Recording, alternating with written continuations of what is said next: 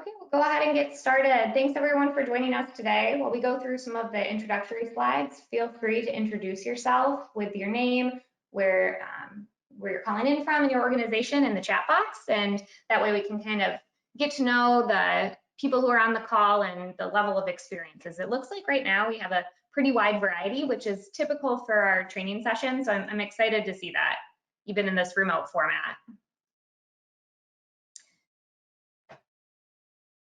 So we are recording this training session, so if you do need to leave at any time, that's okay. We will be posting this either later today or tomorrow on the Great Lakes Phragmites Collaborative website, and it'll also be available on the PAMF Web Hub, and we'll share those links in just a little bit.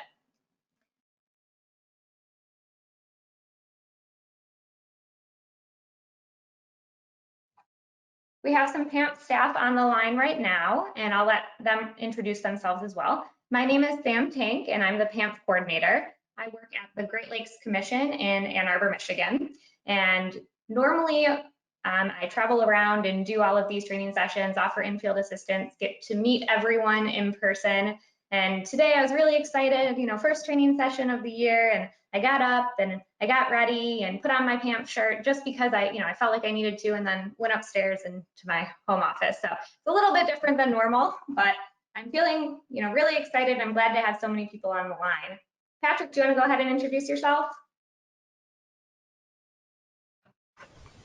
Yeah, Patrick Caniff, also at the Great Lakes Commission here in Ann Arbor. I'm an invasive species program specialist here, and so I assist Sam in the PAMF program. Today, I'm going to be helping out with audio-visual help, so if anyone has any questions or has any issues, feel free to send me a direct message in the chat box or an email to the PAMF email. I'm glad to see everyone here today. Thanks, Patrick. And Christine, do you want to go ahead and introduce yourself? Yeah, hi. I'm Christine Dumoulin. I'm the postdoctoral research associate on this project. I work for the University of Georgia, but I collaborate so closely with USGS that I actually work out of a USGS office in Ann Arbor. And I'm on the line today because I developed the computational model behind PAMF, and I'll be happy to answer any of your questions about it at any point. Thanks, Christine. Thanks, Patrick. And if anyone has any questions throughout, go ahead and type them in the chat box or send a direct message to Patrick. So before we get started, I just have a few housekeeping things to cover. All participants are going to be automatically muted, but if you do notice some odd background noises or anything like that, go ahead and make sure you are indeed muted, or if there's some issue with your audio visual, send Patrick a message and he's standing by to help. There's two ways to get audio. You can either call in on your phone, and there's an access code that I sent out in the connection email through Eventbrite, or you can use the computer audio, and that seems to be working pretty well right now. So generally these training sessions are very interactive, but since we can't really have that same level of interaction as we would in person, I'm just encouraging everyone to ask questions throughout. We've built in lots of time to answer those questions throughout the training, and I'm going to stick around at the end, even if we're a little bit afternoon, to make sure we get through all of your questions. So if you don't hear them asked in the beginning and you need to leave, just go ahead and listen to the recording, and we'll make sure that every question is answered at some point during this training. I know we're all working in kind of less than ideal setups at the moment, so if you have a pretty small screen and you'd like to make the presentation larger, you can just select the 2-line symbol. I hope you can see my mouse okay, right here, and you can just drag it upwards, and that's going to give you a little bit bigger screen. So like I said, we're trying something new. This is our first remote training session. I'm seeing everyone's faces right now, but we nearly had all of our summer travel planned, and actually I was supposed to be in Wisconsin right now in Door County giving a training session this morning. And so we had all of this scheduled, and then we moved to this remote format. So we've tried to create an online curriculum, or in the process process of creating an online curriculum to make PAMF still accessible to people who want to get involved. So I do want to say thanks to everyone who's working really hard. I know that we're all kind of in either lost funding or lost our office space or a variety of things. So thank you for your dedication to managing non-native Phragmites and all of the other work you do to protect our natural resources in the Great Lakes and beyond as well. So today we're going to go over a little bit of background on the Great Lakes Phragmites Collaborative and then just do a quick introduction into the PAMF program. I know that we kind of have a variety of experience and familiarity with PAMF, so we'll just cover a little bit of the basics. And then I'm going to be going over each aspect of the PAMF participant cycle. We're going to try something where I've had pre-recorded slides and I'm going to play those and then come back live and answer questions. And we did this so that all of the individual recordings could then be broken up and available online. So if you have a question at a later time about enrolling, there's just a quick 10-minute video that can answer all of your questions. So if there's any sort of lagging or any weirdness, I apologize. The internet is not the fastest, but let us know and we can try to adjust. I always like to start out by talking a little bit about the plant that we're here trying to control. Sometimes referred to as common reed, Phragmites australis is an aggressive wetland invader that arrived here quite a long time ago, late 1700s, early 1800s on the East Coast from Europe. It has many negative impacts and disrupts many ecosystem services, as I'm sure we all know. It's impacted our lives in lots of ways. It also impacts our water resources, changing water flow, filling in ponds and ditches. Phragmites uses an extraordinary amount of water. It impacts our wildlife. Dense sands don't provide suitable habitat for reptiles and amphibians, or don't provide suitable habitat for foraging migratory birds. Lots of other impacts to wildlife, but a lot of times we think of it and how it impacts our society, how it impacts us. It blocks viewscapes. A lot of you out there probably have, water by your homes, and it's been obstructed by, 20 feet of Phragmites growing in front of you. It can also pose safety hazards. So when it blocks right-of-ways on roadways, it can block signs, fire hydrants. It can also be a fire hazard as well. I just read a story in the news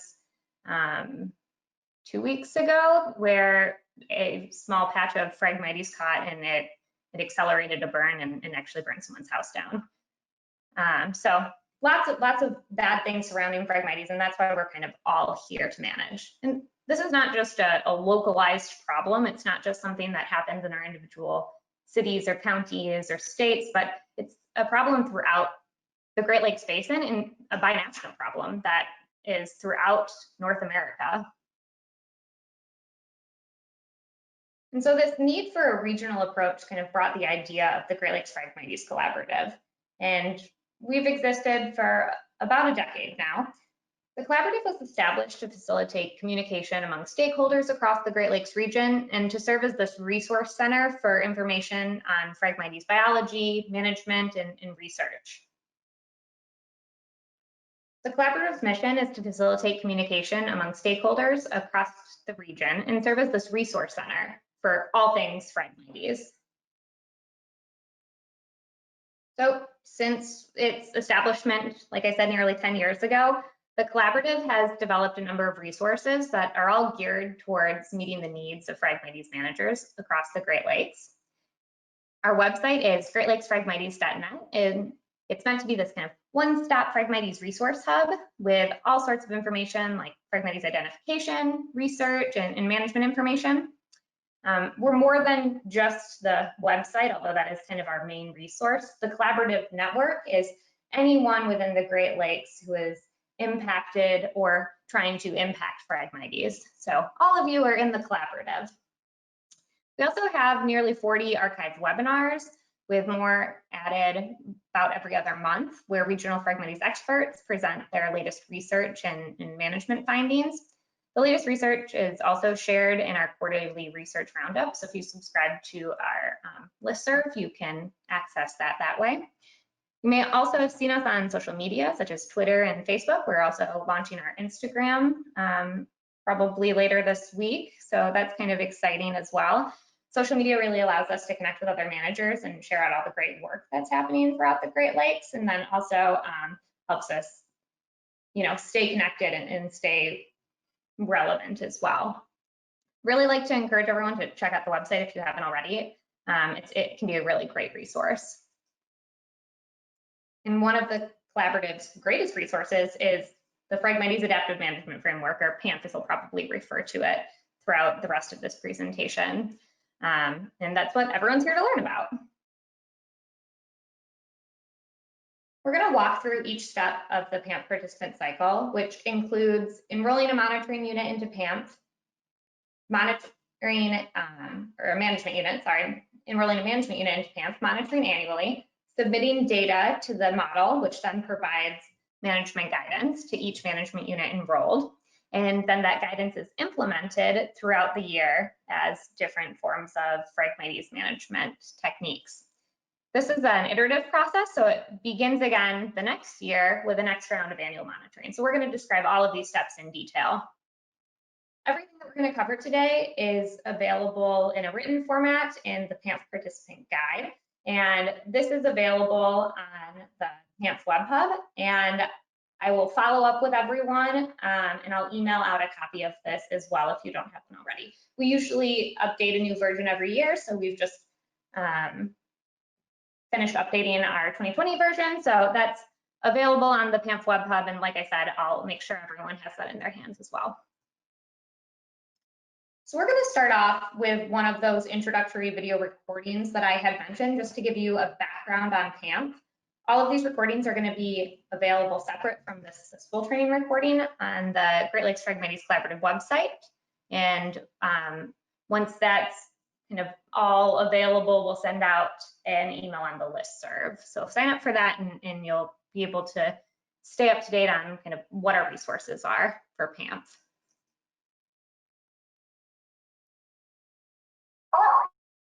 Trust in the Phragmites Adaptive Management Framework, or PAMF.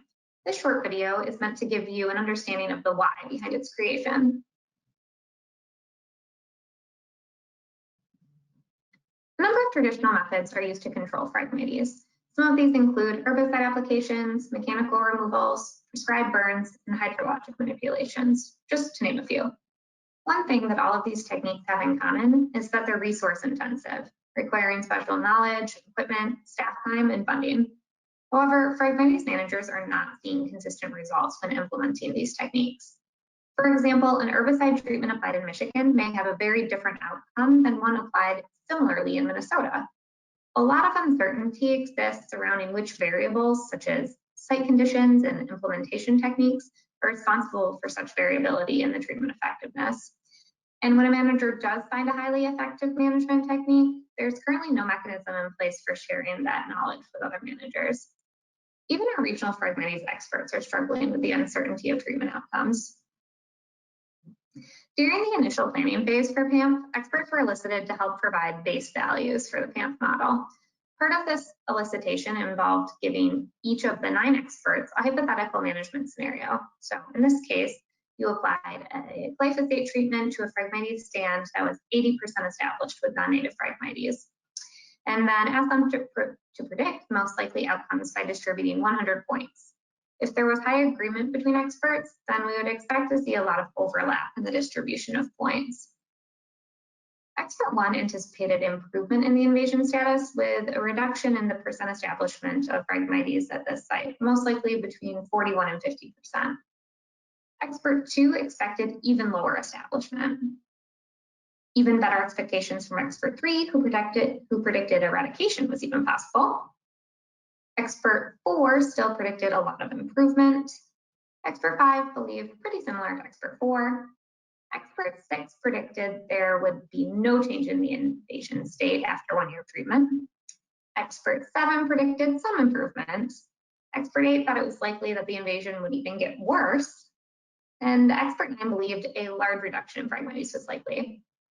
So remember how I said that a lot of overlap in responses would indicate expert agreement? Well, that's not what we saw. Even the experts disagree on what would happen. This result was interesting to us and reflected the uncertainty that we were seeing in Phragmites treatment outcomes throughout the region. It was becoming more clear that we needed some sort of systematic collective learning to address this type of uncertainty. Going back to 2015, the Great Lakes Phragmites Collaborative surveyed Phragmites managers, asking them about their interest in tools, such as mapping tools, scalable monitoring and statistical protocols, decision support tools, and online databases to store project information. The responses showed a lot of interest in all of the proposed tools. And the collaborative wanted to find a way to reduce uncertainty and in a way that would incorporate the tools that managers had identified wanting. Utilizing an adaptive management approach in the design of PAMF would allow us to systematically learn from our management outcomes in a way that would avoid the trial and error approach to management that was becoming all too common. When correctly implemented, adaptive management results in systematic learning, reduced uncertainty of management outcomes, less waste of resources, and improved overall effectiveness of Phragmites management. Thus, the Phragmites Adaptive Management was formed to address the needs of Phragmites managers from across the Great Lakes Basin and also incorporate the tools that managers had identified wanting. At PAMF, our mission is to find the best strategies for managing invasive Phragmites in the Great Lakes Basin. The benefits of PAMF include basin-wide learning, systematic learning for management outcomes, and site-specific data-driven guidance that we're able to provide as a result.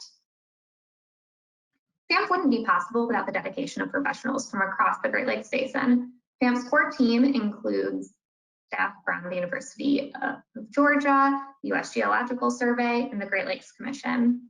We also have a technical working group that assisted with the creation of PAMF and represents a binational cross-section of Phragmites experts. And finally, the stakeholders. PAMF exists as a resource for Phragmites managers and will only continue to exist and improve with continued engagement. Anyone in the Great Lakes region can participate in PAMF, from private landowners to federal agencies. PAMF is open to anyone regardless of experience. Now that you understand a little more about why PAMF exists, you can start exploring what it means to be a participant.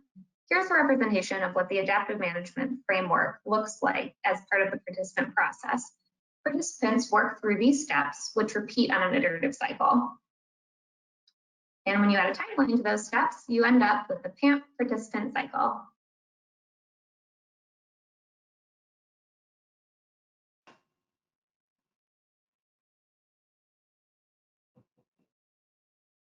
So at the end of our last cycle, so in August of 2019, PAMF had engaged with 60 managers who had enrolled 180 management units throughout the Great Lakes Basin. You can see kind of our distribution in this map image right here. This is our current distribution of those more than 180 units now at this point. So our numbers have continued to grow since last year, and we're closing in on our 200 management units. So we're pretty excited about that. And as of 2019, we had 420 acres or 170 hectares enrolled in PAMF as management units. And on average, management units were a little over 2 acres in size, but if you look at the mean, it's actually less than an acre. So most of them are probably about a quarter acre in size. In 2019, we were able to provide management guidance to 109 management units who monitored in July, and we're excited to do even more of that this year. So we're going to have ways to engage throughout to give you opportunities to make sure you understand what we just presented and then also let you ask questions. So I just want to do a little bit more practice using the chat bot. It seems like it's working really well. So if you could just go ahead and tell us how you briefly heard about PAMF, we'll give you about 20 seconds. While you do that, here's some examples. I asked a training group last year how they heard about it, and the responses were pretty variable.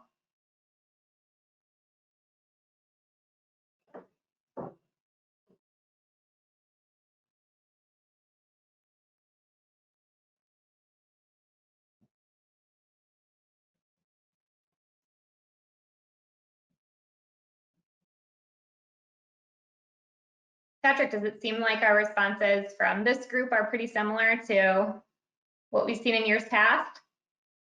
I'm seeing a lot of Ontario Phragmites Working Group, someone who used it for a restoration grant, which is great. I'm glad to hear that is required.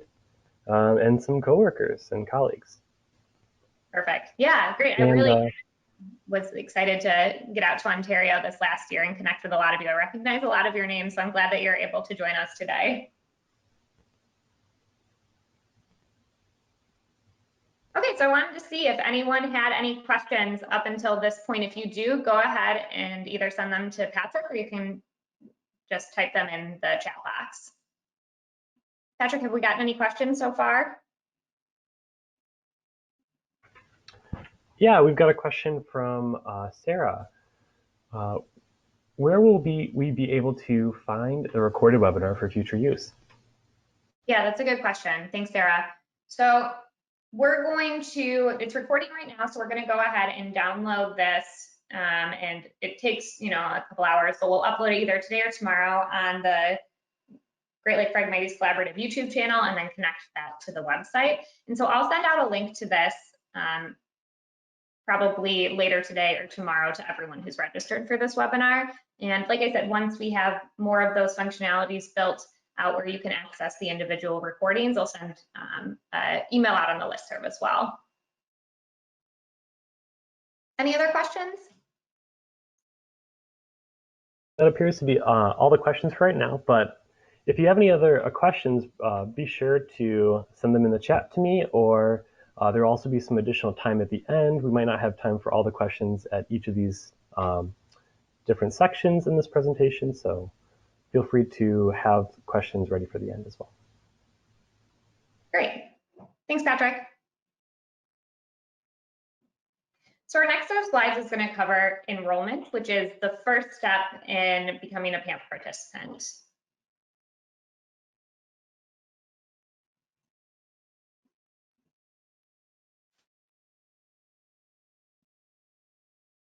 The first step in the PAMF participant cycle is enrolling a management unit into PAMF.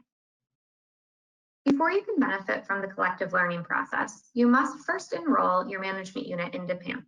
Enrollment is covered in Chapter 1 of the PAMF Participant Guide, which can be downloaded from the PAMF Web Hub. This gear figure represents the PAMF participant cycle, with enrollment shown in the outer blue ring. The PAMF cycle runs from August 1st to July 31st of each year. Enrollment can happen anytime during the year, with most participants enrolling sometime in the spring before the start of the next cycle. So what is the management unit? The management unit is simply the area in which you're planning to manage Phragmites in a uniform way. Once you enroll a management unit into PAMF, the boundaries are unchanging through time, even though the distribution of Phragmites within the unit may change. Enrolling a management unit has two steps: establishing the boundaries and filling out the enrollment questionnaire. All enrollment data is submitted to the central database on the PAMF Web Hub, which can be accessed by visiting www.pamfportal.net. The best way to establish your management unit boundaries is by using a GPS device and walking the perimeter of your selected management unit. The PAMF Participant Guide has instructions for how to do this using a smartphone and the ViewRanger app. However, there's many different ways to generate a GPX file that can be uploaded to the PAMF Web Hub. Once you have the file uploaded to the Web Hub, it will display in a similar way to the management unit displayed in this image. It may not be possible for you to generate a GPX file, and that's okay. Another option is to draw the boundary on the map interface that is built into the Web Hub. The drawback to this approach is that we're utilizing Google Earth, and the map of your area may be dated or from a season where Phragmites isn't growing, making it difficult to accurately establish your boundaries. We still encourage you to visit your prospective management unit prior to using the map interface tools, so you have a better idea of where you're going to be actively managing Phragmites. Participants are encouraged to upload pictures to the Web Hub when they enroll their management unit. Pictures can help you keep track of your management unit boundaries and give you pictures from before managing for reference. After enrolling your boundary, you'll answer a series of questions on the Web Hub that tell us about the management unit, its history, site characteristics, and your management limitations. We want to understand your management limitations because we don't want to recommend a management action that you don't have the ability to implement, like flooding if you can't control the water levels within your management unit. You can change your responses to the management capabilities portion at any time by just going onto the PAMF Web Hub and editing the original enrollment questionnaire. I do want to highlight a few questions in the enrollment questionnaire regarding gradients because they're particularly important for determining the appropriate orientation of your monitoring transects and locations. First, check your unit for a stem density gradient, where the density of Phragmites decreases from one area of the management unit to another. Be sure to note the cardinal direction of the gradient if one is present. In this figure, both units have a stem density gradient running from west to east or east to west. They're considered equivalent for the purposes of reporting. If no stem density gradient is found, check for a hydrologic gradient, where a clear transition occurs from drier to wetter soils, or even standing water. If a hydrologic gradient exists, note its cardinal direction. Both units in this figure display a hydrologic gradient running from east to west or west to east. If neither a stem density nor hydrologic gradient exists, you'll be prompted to report the direction of the longest possible transect. Ultimately, all of this information is used to inform the placement of the monitoring locations that will be randomly generated by the Web Hub each year when you go out to monitor in July, so that the data you collect are representative of the management unit as a whole. After enrolling your management unit on the PAMF Web Hub, you will receive a notification that you have indeed enrolled, but that your transect will not be visible until it is reviewed and approved by the PAMF staff. We built in this review process because situations had arose where transects were falling outside of the management units, leaving participants with monitoring locations that were also outside of the management unit boundaries. Phragmites doesn't grow in a straight line, so we can't expect your management unit to be a uniform shape either. The PAMF staff will review each of the transects suggested by the Web Hub and redraw them manually if necessary.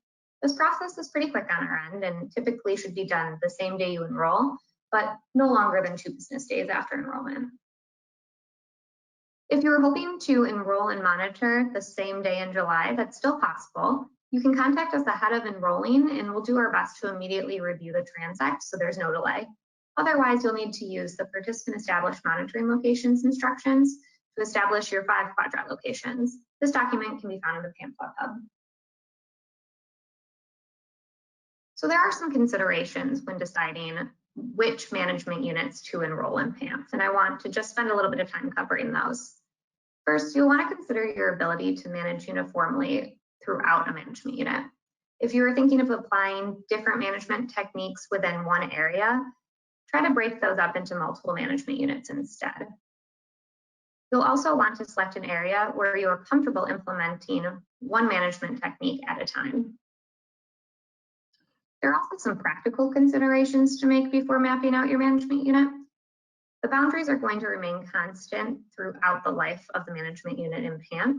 So you'll want to consider, will you be able to find the boundaries when your Phragmites reduces over time?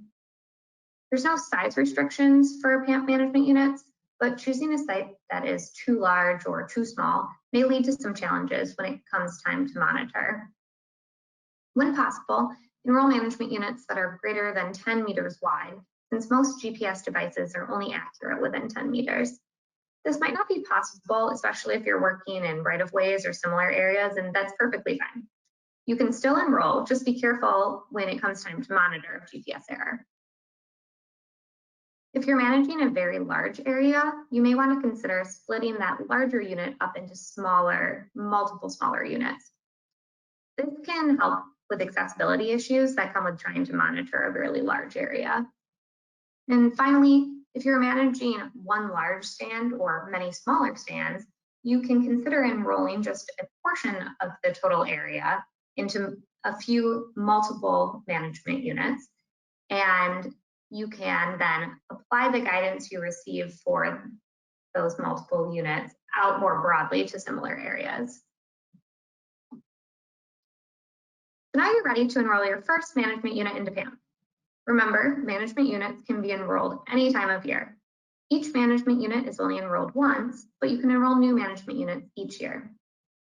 You're encouraged to update your enrollment information on the PAMF Web Hub should any of your management restrictions change. Although most of the enrollment process is done online, you should still plan to visit the site you're planning to enroll, even if you choose to use the mapping interface to establish your boundaries. The boundaries of your management unit will remain the same throughout its life in PAMF. If you run into any trouble while you're trying to enroll, there are quick guides and other resources available on the PAMF Web Hub. And of course, the PAMF staff is always ready and willing to help. You can reach us at pamf@glc.org.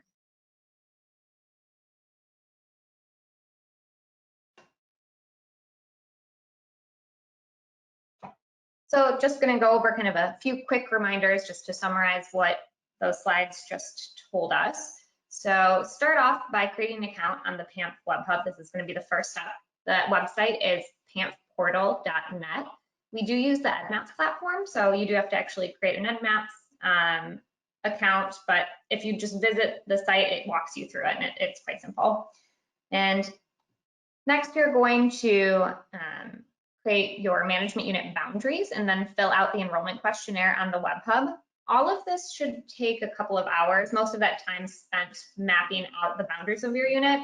The enrollment questionnaire usually only takes 10 or 15 minutes to fill out. And once you've done that, then you'll be able to view your management unit in the Web Hub. And like the video said, there is a review of the transect, which we place the monitoring locations along. So if you're trying to go out and enroll and monitor in the same day, which a lot of people do in July, just go ahead and send us an email at pamf@glc.org, and I can make sure that I'm ready and available to just approve that management unit and it doesn't, slip through the cracks and take a day or two. There's lots of resources available to help guide you through this process. The main one is that PAMF participant guide that I mentioned before. There's also an enrollment quick guide that's available on the Web Hub as well, and a how to enroll a management unit video that we've created. And enrollment is covered in Chapter 1 of the PAMF participant guide. You can always send us an email or reach out, and we're available to help as well. So I do want to try playing this video since we can't have an in-field portion to this training. This is kind of the next best thing. It may be a little bit laggy, but I think it's still worth playing because the audio in it gives you a little bit more information. So I apologize if it's a little laggy, but I think we're just gonna give it a try anyways.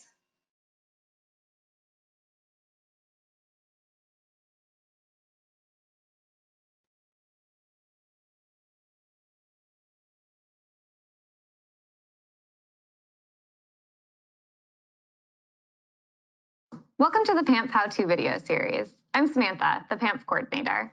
In this video, you're going to learn how to enroll a management unit into PAMF. Be sure to check out the Web Hub for additional resources such as the participant guide, quick guides, and instructionnaires, which will tell you what your role is as the PAMF participant. First, map the perimeter of your management unit using a GPS device. If you have a smartphone or tablet with wireless capabilities, the ViewRanger app is free and works well for this purpose on both Apple and Android devices, and even allows data collection while offline should you find yourself in a remote area. For detailed instructions on how to use the ViewRanger app to enroll a management unit, check out the instructions in Appendix A of the PAMF Participant Guide located on the Web Hub.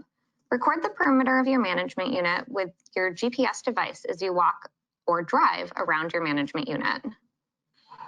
Make sure to only map the perimeter of the area in which you plan to actively monitor and manage Phragmites. We recommend flagging your starting point so you know where to stop to complete your management polygon.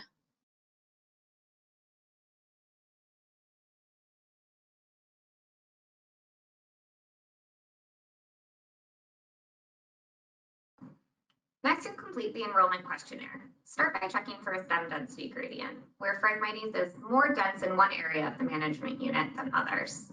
If you notice a stem density gradient, record the cardinal direction. If no stem density gradient is apparent, look for a hydrologic gradient.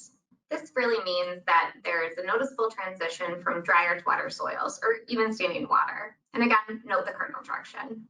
If there's neither a stem density nor hydrologic gradient, just record the cardinal direction of the longest transect running through your management unit.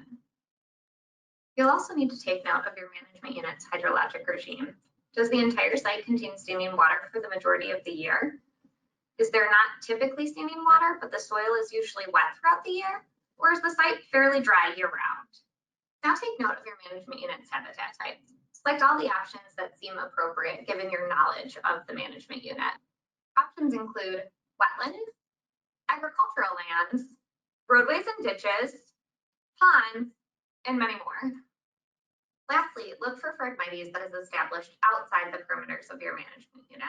If there's Phragmites immediately outside of your management unit borders, it could spread back into your site, even if your management is effective. So we want to make sure we capture that in your enrollment paperwork. Don't forget to document the state of your management unit as well as the surrounding area. These pictures are going to be useful to you in the future when you complete your monitoring reports.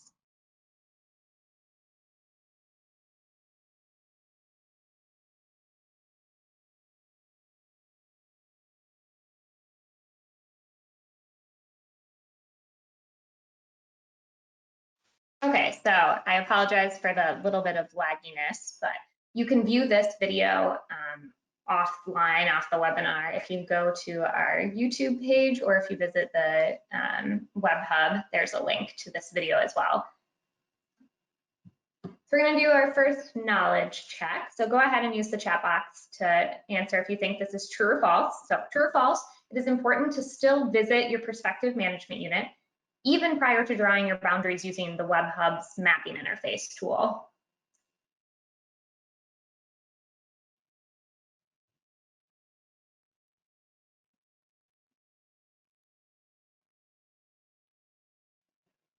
Great, I see some responses coming in.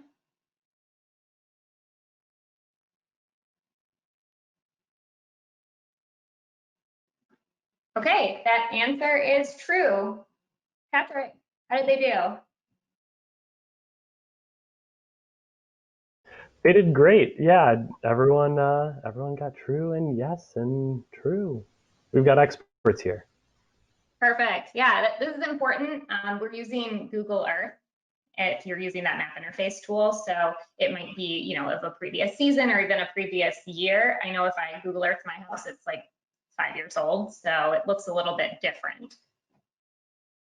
Okay, we have one more knowledge check for enrolling, and this one might be a little bit tricky. So if there's not a hydrologic or stem density gradient in the management unit, which direction would you think the transect should go? Either north-south, east-west, northwest-southeast, or northeast-southwest? Go ahead and use that chat box again.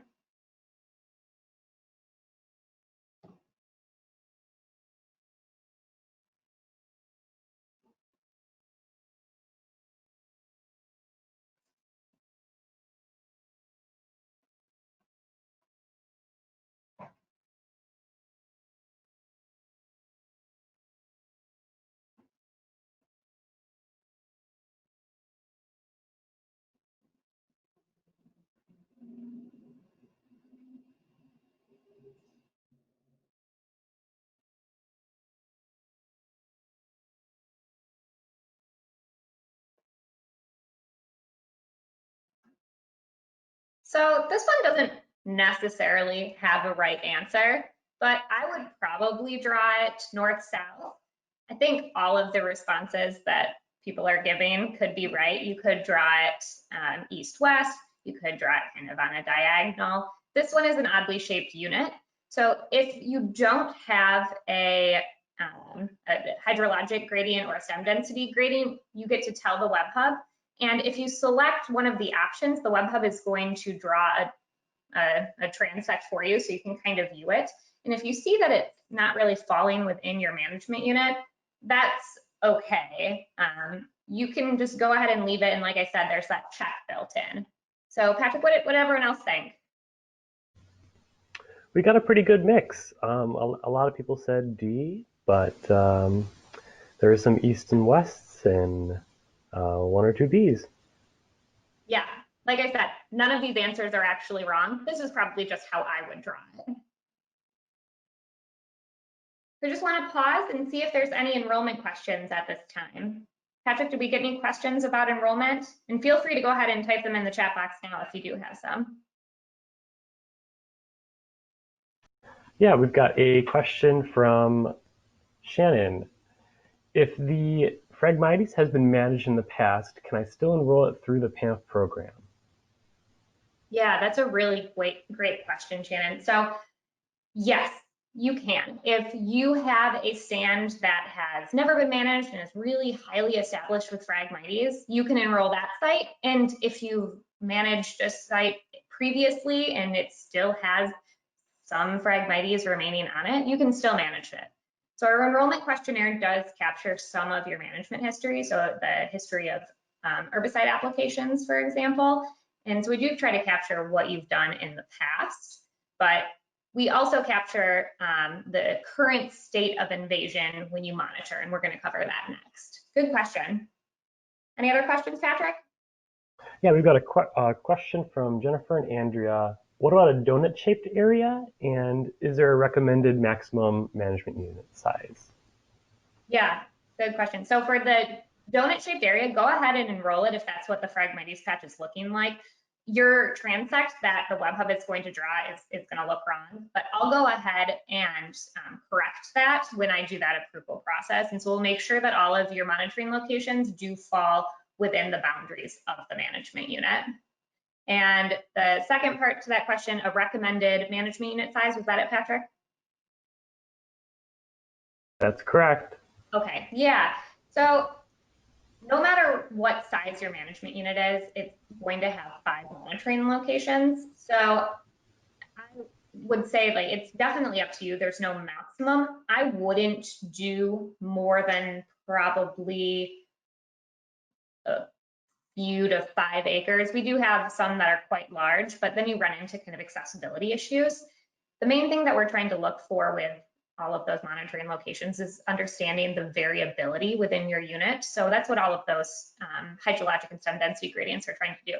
They're trying to look at what's the variation of the site conditions within your management unit. So if you have a really large unit and half of it's wetted and the other half is dry, I'd probably split that up into 2 management units and try to have similar site conditions throughout. You definitely don't have to do that, but I'm guessing that the guidance that you receive may be different, especially if you have a less infested portion, you know, if the wetted portion is less infested and the drier portion is more infested, or vice versa. So it's up to you. I would say for accessibility issues, a couple acres to maybe 5 acres is probably the maximum that I would enroll myself, just to have easy access. And then on the smaller side, I know that we had mentioned that you want to make sure that your management units are 10 meters wide for GPS error. That is definitely not a requirement. Some of our greatest participants are local and state Department of Transportations, and most of their right-of-ways that they enroll are quite long and narrow, and that's completely fine as long as you know where your boundaries are. You're not going to be, you know, monitoring outside of your management unit. Any other questions, Patrick? I think that that should answer Donald's question of how many quadrats are in a transect as well. It should be monitored. So if you have any other questions, feel free to type them into the chat box as we go. There'll also be some additional time at the end to ask these questions. Great. Okay, now we're going to move on to monitoring. So we have a couple of monitoring slides that we're going to go through, and that's you. Okay, yes, I sat on my lap the whole time. So that tells you anything. And make sure that you're muted. I'm getting a little bit of feedback. What's your plan? What are you doing?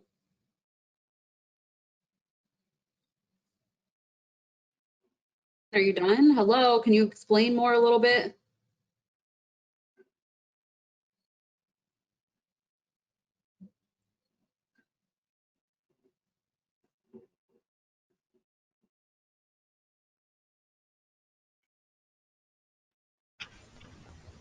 All right, everyone should be muted now, so you may continue. The PAMF participant cycle is monitoring a management unit. Monitoring is an important element of PAMF, and as a PAMF participant, you agree to monitor once per year in July. You are asked to follow a standardized monitoring protocol within each management unit enrolled in PAMF, making sure to upload the data you collect to the web hub by August 1st so it can be used to inform the management guidance you receive in mid-August. We recommend monitoring 1 month after implementing any management action during the growing season, which typically means data should be collected in mid to late July. The goal with monitoring is to accurately capture the state of Phragmites infestation within your management unit so that PAMF's predictive model can give you the most relevant management guidance. Monitoring is covered in Chapter 2 of the PAMF Participant Guide. There are a few pieces of equipment you'll need in order to monitor: a printed field sheet and a pencil, a GPS device, a 1/4 meter squared quadrat, and vernier calipers. All of the monitoring supplies you need, minus the GPS capable device, are included in the PAMF kit that is available for free to all participants upon request. To request a PAMF kit, just send an email with your mailing address to pamf@glc.org. Data can also be entered in the field on a wireless device. However, there's no way to save on the mobile version of the website, so if you don't think you're going to have consistent cellular coverage, it will be best to record your data on a printed data sheet and enter it on the web hub at a later time. In order to monitor, you'll need to become familiar with the field sheet, a customized version of which can be printed from the web hub. Monitoring is done in 2 stages. First, look at the management unit as a whole and observe the % establishment and see whether Phragmites has spread outside of your management unit boundaries. Then collect data on the stem count, stem diameter, and check for signs of stress within the quadrats at 5 different monitoring locations. To determine % establishment, look at your management unit as a whole and estimate the extent to which live Phragmites exist throughout. Response options are 0 to 10%, 11 to 50%, and 51 to 100%. Although these categories might seem random, they were determined by the PAMF's technical working group. And they did so through an exercise that involved identifying important threshold levels of infestation. For this part of the data collection, the stem density doesn't matter. We're only interested in the % of land on which Phragmites grows on your management unit. The image on the left shows 2 management units, both which have 51 to 100% establishment, because Phragmites is present throughout the majority of both units, even though their stem density is quite different. Once you have determined the % establishment, look around the borders of your management unit. Has there been any spread of Phragmites outside of those boundaries? The amount of Phragmites inside your management unit may diminish due to management activities, but if it's expanding beyond the boundaries of your management unit, we'd like to know. The image above shows Phragmites biomass on the ground within the management unit after having been treated. But if Phragmites occurs immediately outside the management unit boundaries where it hasn't been present before, as shown in the photo, that would be considered spread and should be noted on the monitoring form. This question about spread is only required for participants after the first year of management. If you don't recall where the boundaries of your management unit are, we suggest downloading your GPX file from the web hub and using your GPS device to retrace the steps. Next, you'll go to the individual monitoring locations within your management unit. Monitoring locations are the spots at which you will place the quadrat and perform the standardized monitoring protocol. When you enroll a management unit on the PAMF web hub, you answer questions to help inform the position of the monitoring transect based on gradients and the geometry of your unit. The web hub gives 5 randomly generated monitoring locations each year, and that's going to be the locations and where you place the transects. You can see them as the red pins in the image. We call these the web hub established locations. Be sure to take note of these coordinates on your printed form or have them ready to view on your wireless device before going out into the field. Because at your management unit, you'll use your GPS device to navigate to each location. If one of the suggested monitoring locations doesn't contain live Phragmites or is for some reason outside of your management unit boundaries, or if you lose signal on your GPS device and you can't navigate to the web hub provided locations, please use the participant established monitoring locations flowchart, which is available on the PAMF web hub to navigate to new random monitoring locations. As you approach one of the 5 monitoring locations, you will need to decide where to place the quadrat. The monitoring locations are randomly generated, but there's still the potential for bias if participants are intentionally selecting the best looking Phragmites stems to place the quadrats around. So to avoid any potential bias, we've established protocols on placing the quadrat. As you approach the monitoring location, have your quadrat built on 3 sides. If you build the 4th side too soon, you won't be able to get it over the top of the Phragmites stems. When you've arrived at your monitoring location, toss the quadrat into the Phragmites immediately in front of you while you're facing the same direction you did as you approached. The quadrat is unlikely to fall nicely to the ground, so instead move it to the ground and add the 4th side. Once you pull out any Phragmites stems that aren't rooted within the quadrat, you're ready to take your measurements. For stem count, set up your quadrat at one of your monitoring locations and count all of the live Phragmites stems within the quadrat. Be sure to look out and avoid any potential lookalike species and count only the live Phragmites stems. Also avoid any dead stems from previous years. If you have a really high stem count, so 60 or more, there's a chance that you might have counted some non-Phragmites stems. It's always best practice to do a second count or to have 2 people count at each quadrat. Generally, you'll probably find 8 to 15 live stems in a well-established stand with lots of standing dead biomass. But there's lots of variation, and even if you get a high stem count, it doesn't mean you've necessarily done something wrong. Next, measure the stem diameter at that same location, so don't move the quadrat. Take 3 stem diameter measurements from each quadrat using the vernier calipers. In another attempt to avoid bias, we have some guidelines on how to select which stems to measure. When you build the quadrat, you'll notice that there are 2 black corners and 2 white corners. Build the quadrat so that those corners are opposite one another. When selecting 3 stems to measure, choose the stems closest to each of the opposite black corners, and then the stem that's closest to the middle. It's unlikely that the Phragmites is going to grow really nice and uniform throughout the management unit, so just do your best to figure out which stems are closest to the corners and closest to the middle. This is going to help you avoid any potential bias. If there are less than 3 stems in the quadrat, you only need to measure the 1 or 2 stems that are present. To measure a stem, grip the stem with the lower grip of the calipers as close to the soil as possible. To read the calipers, find the last number on the main scale before the 0 hash mark on the vernier calipers. Record the main scale's number as the stem diameter in millimeters. Additional instructions for how to use the vernier calipers can be found in the appendix of the PAMF participant guide. So you can see the 0 hash mark is lining up with the 12, so the stem diameter on the screen is 12 millimeters.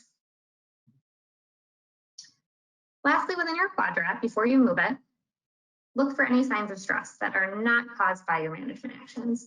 This would include environmental stress, such as things like wind damage, as seen in the image on the left, pathogen or fungal stress, which can appear as dark spots along the leaves, like the image in the middle, or stress from insects, such as clear signs of herbivory on the leaves, as shown as in the image on the right.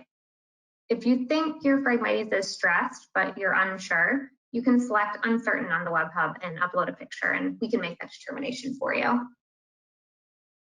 Take pictures of your management unit just beyond signs of stress, and that will help you keep track of where the boundaries are relative to the change in vegetation. After completing those steps, you've successfully monitored your management unit. For the average management unit, it will take around 1 to 2 hours to monitor, depending on the size and the time it takes to walk between those 5 monitoring locations. I wanted to spend a minute and walk through one of the most frequently asked questions of monitoring. Why does every quadrat need Phragmites? So situations arise during monitoring where quadrats don't have any live Phragmites stems in them. In this case, we don't want you to report zeros if there are other locations within the management unit that have live stems that can be measured. In the management unit image, 2 out of 3 of the monitoring locations has live Phragmites stems. However, instead of reporting zeros for monitoring location C, it should be moved to another location where live stems are growing and that doesn't overlap with one of the other 2 quadrats. So let's explore this question a little bit further, because I'm sure some of you are now asking, aren't I creating bias by moving my quadrat to a new location within the management unit if there's no Phragmites growing at my web hub established monitoring locations? So to help answer those questions, I want to walk through a quick scenario. Imagine this is your management unit and that the yellow coloring represents live Phragmites stems. You have observed that your management unit has 51 to 100% establishment of Phragmites. So most of it's established. The first year you monitor, all of the monitoring locations fall nicely within the live Phragmites stems. But you continue on with PAMF, and you have a really great, successful year, your treatment's effective, and the amount of Phragmites in your management unit begins to decline. So next July, you come back and you monitor, and you only have a couple of patchy stands of Phragmites left in your unit. This is great news because this is the goal. We don't want Phragmites. We want to get rid of it from your unit. But now your new set of monitoring locations doesn't fall within the live Phragmites stems that are left. Instead of reporting zeros for the 3 monitoring locations that are outside of the Phragmites patches, you would need to establish new random locations for those 3 quadrats using the participant established guide that's available on the web hub. Now, all 5 of your quadrats have live Phragmites stems. To understand why you're not biasing your monitoring data, you need to understand the distinction between percent establishment and stem density, which are the 2 measures that the model is looking at to understand the Phragmites infestation within your unit. By assessing the percent establishment, you are telling the model how much of your management unit is infested. The quadrat measurements are then looking to describe the health of the remaining Phragmites. So by leaving quadrat measurements blank, you would be giving the model less information to work with. Percent establishment is telling us how much, and the stem density is describing the health. So those 2 are different. Zeros are acceptable for stem density or for stem counts when there are so few Phragmites stems that you're not able to fit all 5 quadrats within your management unit without those quadrats overlapping. If you do need to establish your own monitoring locations, like I've mentioned, there's a resource available on the PAMF web hub. You can establish your own locations by following the instructions on the participant established monitoring locations guide. This document gives you step-by-step instructions that will help you navigate to new random selected locations. So as a reminder, monitoring occurs annually in July, and all reports, including your monitoring report, are due each year by August 1st. You're able to request a PAMF kit by emailing the PAMF coordinator at pamf@glc.org. Monitoring data that you collect is used by the PAMF model to understand the invasion status. Thus, it's important to ensure that all of your monitoring locations have live Phragmites stems. Monitoring isn't always easy, and we know this. We've done it, but we have resources available on the PAMF web hub to help. And of course, PAMF staff is always available to answer questions and provide support.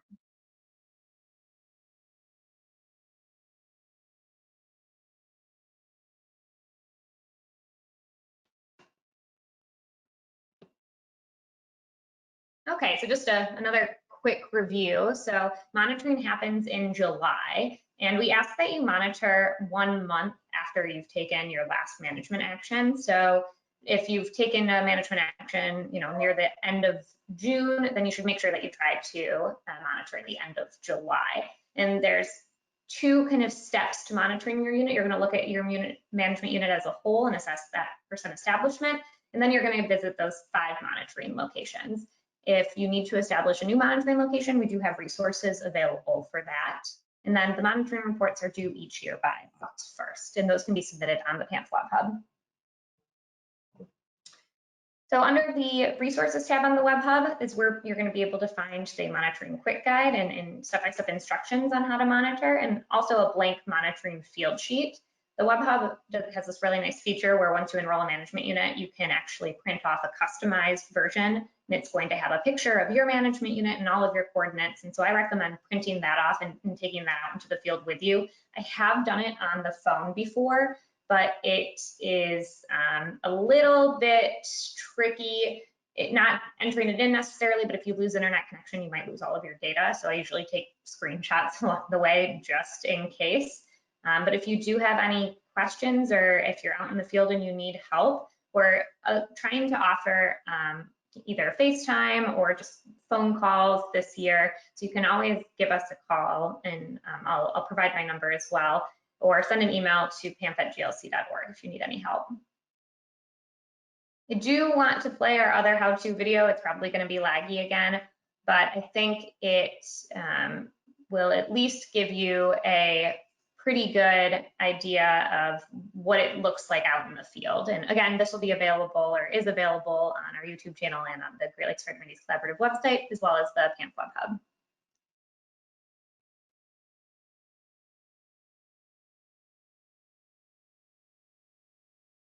In this video, you're going to learn how to conduct the field activities required to submit a monitoring report. But before we do that, make sure that you have an account already set up at pamfportal.net, and then come back and we'll continue. Monitoring for PAMF happens each July, and the corresponding report should be submitted by August 1st. That way, you can receive management guidance by the middle of August each year. Before you head out into the field, make sure that you have all the necessary equipment. You're going to need a piece of paper and a pencil, or you can use a smartphone or some sort of web-capable device. You're also going to need vernier calipers, a 1/4 meter quadrat, and some GPS-capable device. Now that you have all of the necessary equipment, make sure that you write down the WebHub provided coordinates before you head out into the field. First thing you want to do in the field is retrace your management unit boundaries. You can use your enrollment GPX file as a guide.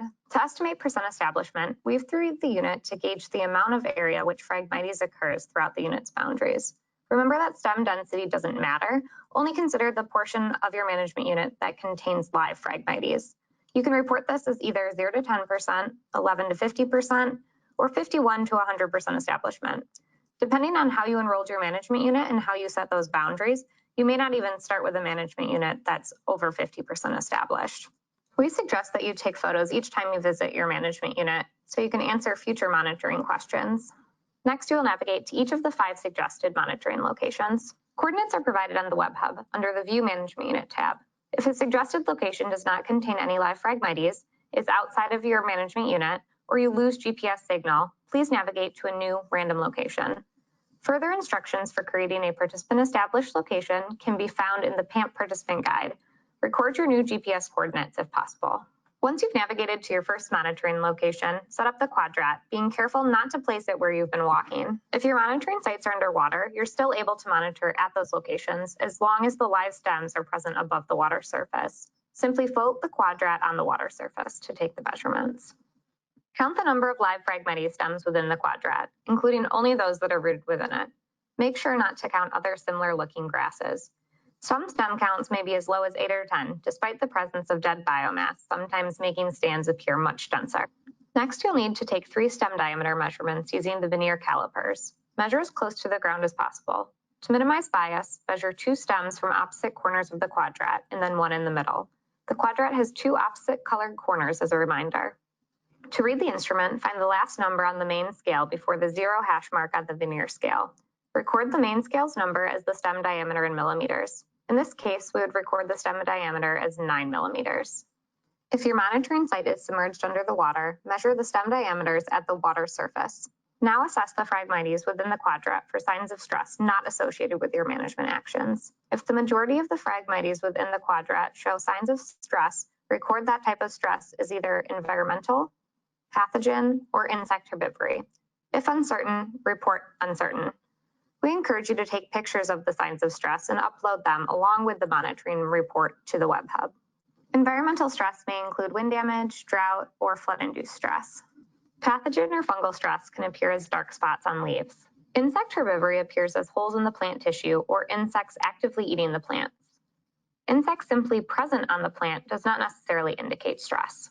Repeat this protocol for all 5 monitoring locations. Record any unique conditions or characteristics in the notes section of the monitoring report.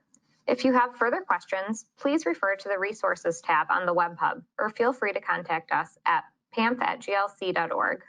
Thanks for participating. You're now ready to submit your first management report. And be sure to check out all of the PAMF how-to videos on the PAMF WebHub.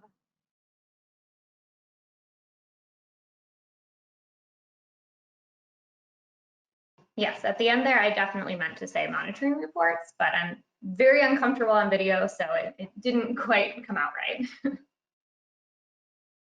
So we do have a quick knowledge check. So if you imagine that this picture is your management unit, what level of percent establishment would you prescribe to this management unit? So 0 to 10% established, 11 to 50% established, or 51 to 100% established?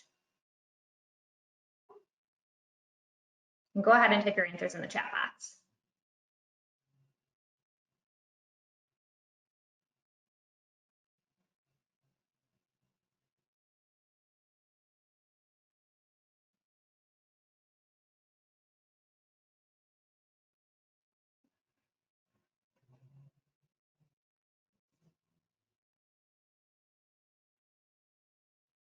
Okay, it looks like we have some responses in. I would say this is 11 to 50% established. And even though the Phragmites in this plot isn't necessarily very dense, so you have some good spacing out between all of the stems, there is Phrag in most, not most, but in more than 10%, but probably less than 50%. If this had more Phragmites in it, I might even say it was over 51%, but I'm thinking this is probably somewhere on the lower end of 11 to 50%. Patrick, did we get any responses? We got a lot of responses, and everyone did pretty well. There was a good mix of A's and B's here, which is on the lower end of the percent ranges. So I think we did pretty good. And I think this is kind of a hard question because usually when I'm assessing for percent establishment, I kind of weave my way through the unit and walk through it to kind of see where the Phragmites stems are. This can be really helpful, especially if you have a treated stand where it might look pretty dense, but then you get in there and you see like, oh, most of this is actually just dead standing biomass, as you can kind of see in the back of this image as well. So doing a walk through your unit before you navigate to those 5 monitoring locations, or even assessing percent establishment after you've gone to those 5 monitoring locations so you can see what's really inside the unit, can be pretty helpful.